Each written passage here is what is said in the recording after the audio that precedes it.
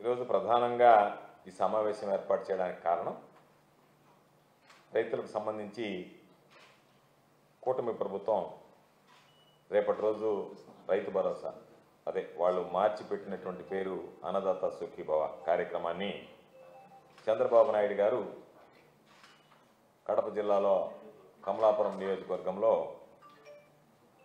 నిధులు జమ చేస్తున్నాడు అని చెప్పి ఈరోజు పత్రికల్లో వార్తలు రావడం జరిగింది.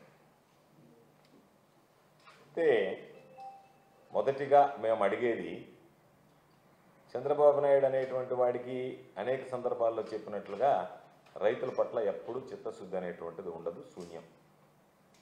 రైతులని వాడుకుని వదిలేయడం, వాడుకోవడం అంటే ఎన్నికలప్పుడు అనేక రకాలైనటువంటి హామీలు ఇవ్వడం, వాగ్దానాలు చేయడం, ఎన్నికలు పూర్తయిన తర్వాత వాటిని వదిలేయడం అనేటువంటిది చంద్రబాబు నాయుడికి ఆనవాయితీ. అందుకనే 2014 ఎన్నికల్లో రుణమాఫీ అని చెప్పి మోసం చేశాడు.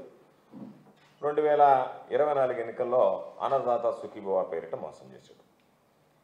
మేము అడిగేటువంటి ఏ ప్రశ్నకు కూడా సరైనటువంటి సూటిగా సమాధానం చెప్పలేక మమ్మల్ని విమర్శించడం, తిట్టించడం, మా పైన దాడులు చేయడం, కార్యాలయాల మీద దాడులు చేయడం అనేటువంటిది తెలుగుదేశం పార్టీకి, కూటమి ప్రభుత్వానికి ఈరోజు ఆనవాయితీ అయిపోయింది. మేము అడిగేది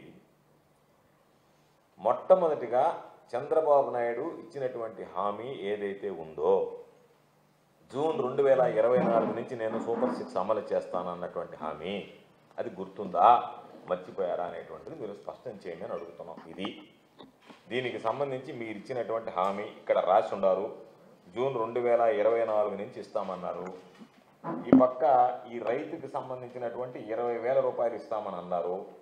సంవత్సరానికి 1,04,000 అన్నారు. 5 సంవత్సరాలకి 5,20,000 అన్నారు.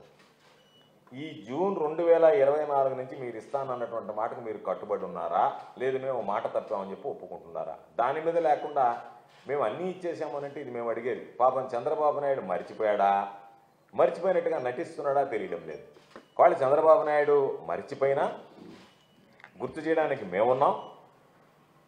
అదేవిధంగా మా నాయకుడు జగన్మోహన్ రెడ్డి గారు ప్రతినిత్యం రైతులకు సంబంధించినటువంటి ప్రతి విషయంలో కూడా మేము చంద్రబాబు నాయుడికి గుర్తు చేస్తూ ఉంటాం, ప్రశ్నిస్తూనే ఉంటాం. కాబట్టి మీరు చెప్పినటువంటి వాగ్దానాలే అనేక రకాలైనటువంటి ఇవన్నీ కూడా మీరు ఇచ్చినటువంటి జూన్ 2024 కల్లా ఇస్తానని చెప్పి చాలామందికి సంబంధించి మీరు ప్రమాణ పత్రాలు, మీరు దానికి సంబంధించి ఇచ్చినటువంటి గ్యారెంటీలు, వాటికి సంబంధించినటువంటి కాగితాలు ఇవన్నీ. కాబట్టి వీటికి ఏం సమాధానం చెప్తారో చెప్పకుండా తొలి సంవత్సరం వీటికి సంబంధించి పూర్తిగా ఎగ్గొట్టారు. అంటే దాదాపుగా మీరు 53,58,000 మందికి చివరి సంవత్సరంలో జగన్మోహన్ రెడ్డి గారు ఇచ్చారు. ఆ సంఖ్య పెరుగుతుంది తప్ప ఇప్పుడు తరిగిపోయేటువంటి పరిస్థితి ఉండదు. రైతులు కొంత భూమిని ఉంచుకుంటారు, కొంత భూమిని అమ్ముకుంటారు. కాబట్టి ఆ సంఖ్య పెరుగుతూ ఉంటుంది. అటువంటి పరిస్థితుల్లో మీరు మొదటి సంవత్సరానికి సంబంధించే 20,000 రూపాయలు ఏదైతే కేంద్ర ప్రభుత్వంతో సంబంధం లేకుండా వేస్తానని చెప్పో దాని ప్రకారం 10,716 కోట్ల రూపాయలు వెయ్యాలి. అంటే ఈ 2 సంవత్సరాలకు సంబంధించి 21,432 కోట్ల రూపాయలు రైతులకు సంబంధించి మీరు ఇచ్చినటువంటి ఎన్నికల ముందు హామీ ప్రకారం జమ చేయాల్సి ఉంటే మొదటి సంవత్సరం 10,716 రూపాయలు కానీ ₹1 కూడా జమ చేయలేదు.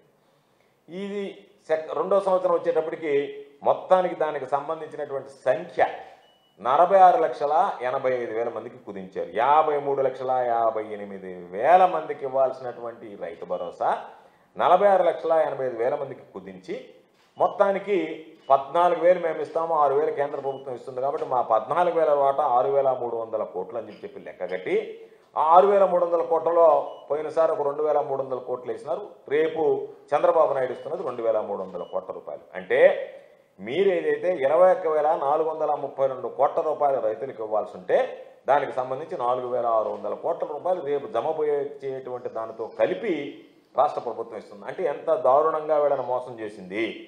జగన్మోహన్ రెడ్డి గారి ప్రభుత్వంలో 5 సంవత్సరాల్లో 34,288 కోట్ల రూపాయలు రైతు భరోసా కింద పెట్టుబడికి సంబంధించినటువంటి సహాయం అందించడం జరిగింది జగన్మోహన్ రెడ్డి గారు ఆ రోజు. అంటే ఈరోజు ఒక పక్క 7 లక్షల మందికి కోత విధించడం, 20,000 ఇస్తానని చెప్పి 14,000 ఇవ్వడం, ఆ 14,000కి సంబంధించి ఒక్క సంవత్సరం ఎగ్గొట్టేయడం, పూర్తిగా అసలు ఇవ్వకుండానే మోసం చేయడం, వీటన్నిటితో పాటు ఈ మధ్య ఏదైతే కోటి సంతకాల సేకరణ కార్యక్రమానికి వెళ్ళినప్పుడు గ్రామాల్లో అనేక రకాలైనటువంటి ఫిర్యాదులు వచ్చాయి. జగన్మోహన్ రెడ్డి గారు ఉన్నప్పుడు మా అందరికీ రైతు భరోసా వచ్చింది, ఈరోజు ఈ అన్నదాత సుఖీభవ అనేటువంటిది మాకు రావడం లేదు అని చెప్పిన తర్వాత దాని మీద లోతుగా పరిశీలించాం. ఎందుకు రావడం లేదు, వాస్తవాలు ఏంటి అనేటువంటివి తెలుసుకోవాలి మాట్లాడే ముందు అని చెప్పి.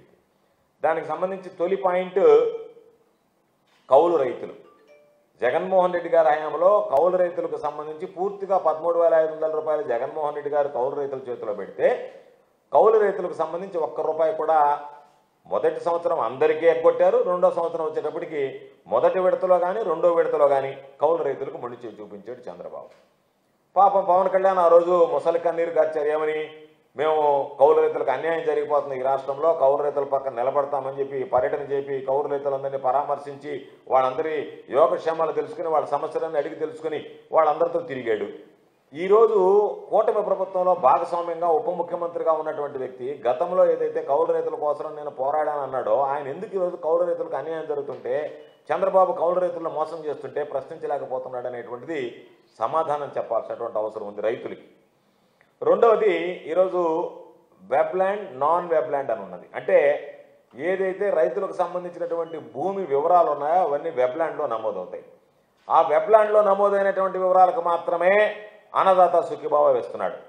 నాన్ వెబ్ల్యాండ్ దగ్గరికి వస్తే జగన్మోహన్ రెడ్డి గారు సపరేట్ సాఫ్ట్వేర్ క్రియేట్ చేసి, నాన్ వెబ్ల్యాండ్ అంటే ఏంది, రైతుల ఆధీనంలో ఉన్నటువంటి భూములు. రైతులకి దాని మీద కొన్ని చెరువు పోరంబోకులు ఉంటాయి, కొన్ని అబాండెంట్ అంటే ఇరిగేషన్ సిస్టమ్ డెవలప్ అయిన తర్వాత కాలువల ద్వారా రిజర్వాయర్ నుంచి నీళ్లు వచ్చేటువంటి పరిస్థితుల్లో అక్కడ ఉన్నటువంటి చెరువుల ద్వారా నీరు సరఫరా చేయాల్సినటువంటి అవసరం లేనప్పుడు ఆ చెరువులన్నింటిని కూడా మాగాణి భూముల కింద మార్చుకున్నారు రైతులు. నేనున్నప్పుడు సర్వేపల్లిలో కామినేని చెరువు అని చెప్పి 600 ఎకరాలకు సంబంధించి రైతులకు పట్టాలు ఇచ్చి 600 ఎకరాలకు కూడా నాన్ వెబ్ల్యాండ్లో వాళ్ళందరికీ కూడా రైతు భరోసా అందించడం జరిగింది.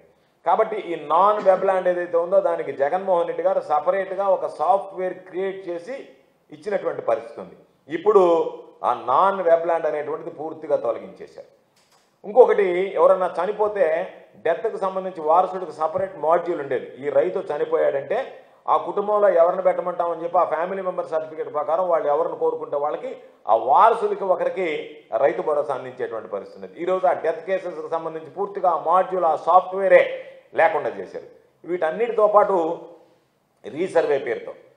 రీసర్వేతో ఈరోజు వాటికి సంబంధించినటువంటి వెబ్ల్యాండ్ ఏదైతే అది హైడ్ అయిపోతుంది. ఎందుకంటే ముందు రీసర్వేలో మీరు ఇక్కడి నుంచి స్టార్ట్ చేసి ఆర్ఓఆర్ అయ్యేదాకా తహసీల్దార్ లాగిను, ఆర్డీఓ లాగిను, జేసీ లాగిను, సిఎల్ఆర్ లాగిన దాకా పోతుంది.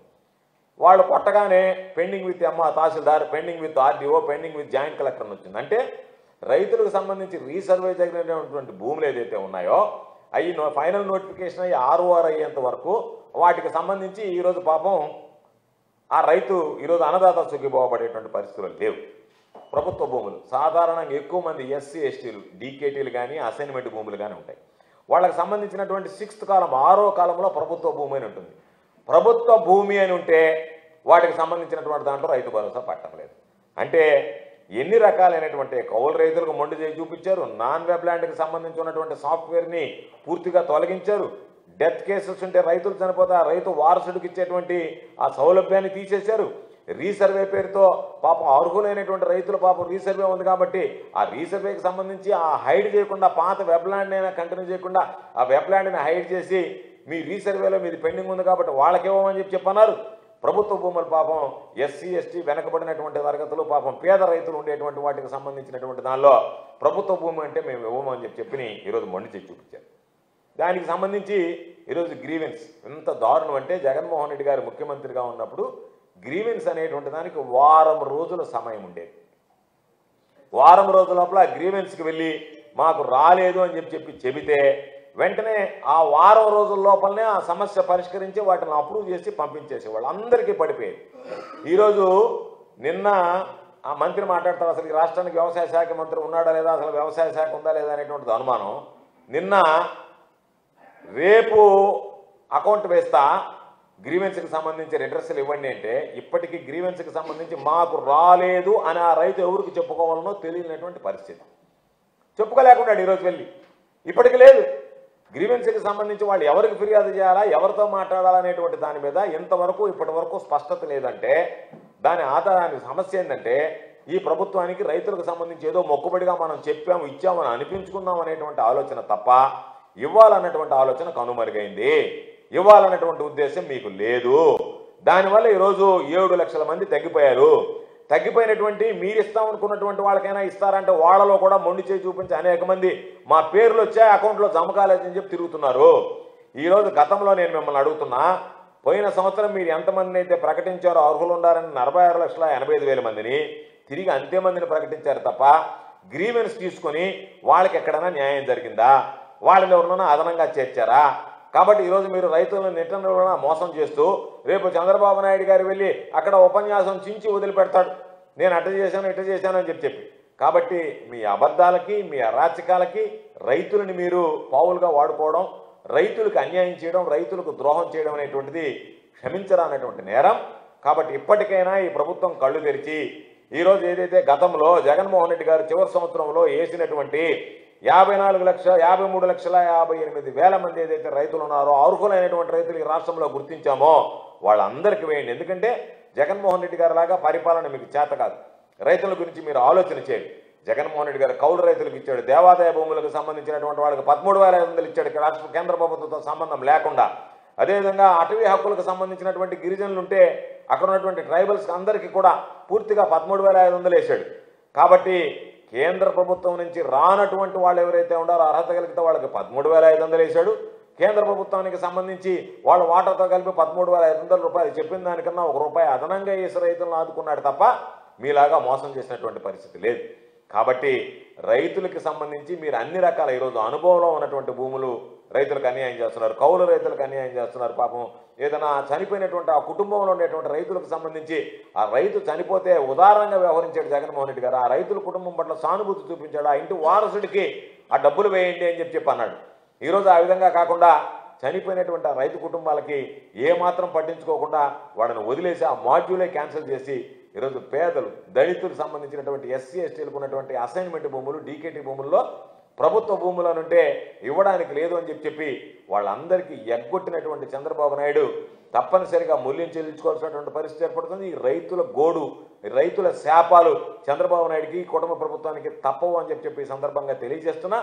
తప్పనిసరిగా రైతుల పక్షాన నిలబడి ఏదైతే గ్రీవెన్సెస్ మీకు వస్తున్నాయో వాటి మీద చిత్తశుద్ధితో ఇప్పటికైనా దృష్టి పెట్టి రైతులకు సంబంధించి మీరు ఏదో మొక్కుబడిగా మేము వేసాము అని చెప్పని మాటలు కాకుండా చేతల్లో ప్రతి రైతుని ఆదుకోవాలి.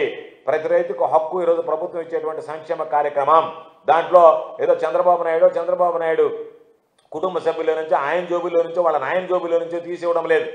ప్రభుత్వ ఖజానాలో నుంచి ఇచ్చే డబ్బు మార్గదర్శకాల ప్రకారం గతంలో ఎంత పారదర్శకంగా జరిగిందో అదే పారదర్శక విధానాన్ని కొనసాగించి ఎంతమంది రైతులు మీరు ఆదుకోగలరో అంతమంది రైతులను ఆదుకునేదానికి, రైతులకు సహాయం అందించడానికి, రైతులు ఆర్థికంగా నిలదొక్కునేదానికి అండగా నిలవడానికి ఎటువంటి సహాయ సహకారాలు అందిస్తారో ఆ విధంగా అందించడానికి ప్రయత్నం చేయండి తప్ప రకరకాలైనటువంటి కారణాలతో ఈరోజు గ్రామాల్లో మీరు తిరగరు. ఎందుకంటే మీరు వెళితే ఎక్కడ దోచుకుందామా, ఎక్కడ అవినీతికి అవకాశం ఉందనేటువంటి తప్ప అభివృద్ధిని గురించి కానీ ప్రజల సంక్షేమాన్ని గురించి కానీ ఈ రోజు ఉన్నటువంటి పాలకులు శాసనసభ్యుల దగ్గర నుంచి ప్రభుత్వంలో ఉండేటువంటి పెద్దల దాకా ఎవరూ పట్టించుకునేటువంటి పరిస్థితుల్లో లేరు. కాబట్టి ఇప్పటికైనా వైఎస్ఆర్ కాంగ్రెస్ పార్టీ పక్షాన మేము డిమాండ్ చేసేది, మీరు ఏదైతే రైతులకు సంబంధించి ఈరోజు అన్నదాత సుఖీభవ కింద ఇస్తున్నారో అర్హత కలిగినటువంటి ప్రతి కుటుంబానికి ఇచ్చి తీరాల్సిందే. దానికోసం వైఎస్ఆర్ కాంగ్రెస్ పార్టీ రైతులందరూ కూడా అండగా నిలుస్తుంది. మీరు అన్నదాత సుఖీభవ కార్యక్రమాన్ని ప్రతి రైతుకు చేర్చేందుకు వైఎస్ఆర్ కాంగ్రెస్ పార్టీ పోరాటం చేస్తుంది అని చెప్పి ఈ సందర్భంగా తెలియజేస్తున్నాను.